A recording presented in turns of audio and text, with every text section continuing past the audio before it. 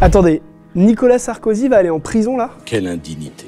L'ancien président vient d'être condamné dans l'affaire des financements libyens de sa campagne de 2007. Le tribunal correctionnel de Paris a prononcé la peine, 5 ans de prison pour association de malfaiteurs. Mais petite subtilité, la peine est assortie d'un mandat de dépôt à effet différé assorti de l'exécution provisoire. Alors oui, c'est là qu'on va vous expliquer un tout petit peu le schmilblick. Allez, on décortique un peu.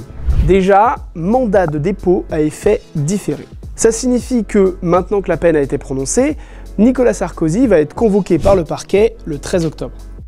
À ce moment-là, le procureur de la République va fixer une date d'incarcération. Cette date précise où il ira en prison, elle doit intervenir dans un délai de 4 mois à partir du moment où le procureur lui annonce. Donc ça signifie que Nicolas Sarkozy devrait prendre le chemin de la prison dans le grand maximum 5 mois. Mais en plus, ce mandat de dépôt à effet différé est assorti de l'exécution provisoire. Alors vous le savez, en France, quand on est condamné en première instance, on peut faire appel, et dans ce cas-là, la peine n'est pas appliquée tout de suite. On dit que l'appel est suspensif. Sauf quand le juge prononce une exécution provisoire, ce qui devrait vous rappeler une certaine affaire.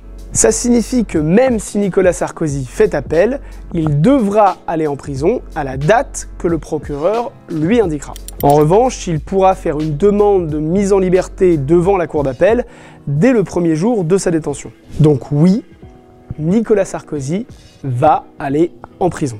Mais il va sans doute déposer une demande de mise en liberté, cette demande sera peut-être acceptée, et il pourrait alors sortir en attendant un second procès.